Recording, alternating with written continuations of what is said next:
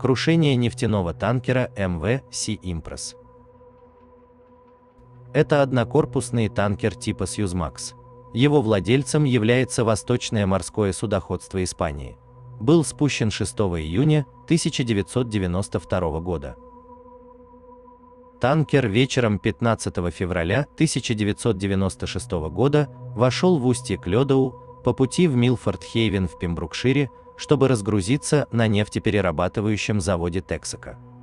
Плывя против отлива, в 20 часов вечера танкер отклонился от курса и ударился о камни в середине канала, которые пробили его правый борт, в результате чего нефть вылилась в залив. За первые несколько дней катастрофы было разлито около 73 тысяч тонн сырой нефти, большая часть которой распространилась вдоль береговой линии водного пути Милфорд-Хейвен. Это нанесло огромный экологический ущерб береговой линии и его морской флоре и фауне в районе, находящемся под защитой национального парка Пембрукшир-Кост.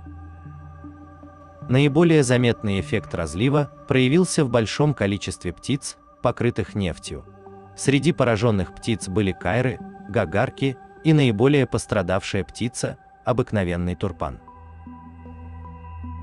5000 из 15 тысяч популяций в этом районе были уничтожены. Королевское общество охраны птиц создало временную больницу для птиц в Милфорд-Хейвене, чтобы попытаться лечить как можно больше птиц. Этот центр теперь является складом, но после трагедии то место превратилось в улей деятельности, где многие птицы были вымыты и вычищены как можно лучше. К сожалению, продолжительность жизни очищенной кайры или гагарки, смазанной маслом после того, как ее выпустили обратно в море, была очень короткой – 9 дней. Спасать птиц помогали и местные жители.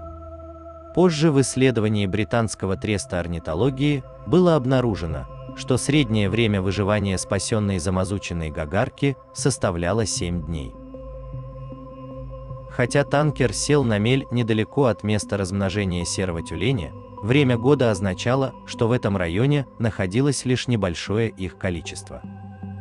Хотя у некоторых тюленей были обнаружены следы нефти на шкуре, нет никаких данных о их гибели в результате разлива. 201 километр береговой линии был покрыт нефтью. Общая стоимость операции по очистке составила около 60 миллионов фунтов стерлингов.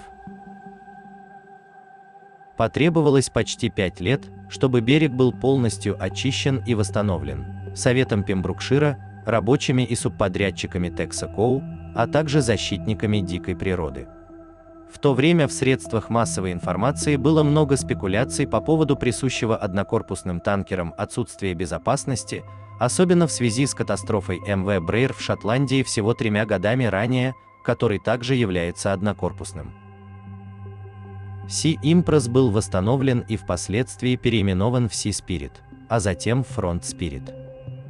Он был продан как Ocean Opal китайским покупателям, которые использовали его в качестве плавучего складского и разгрузочного устройства с 2004 года.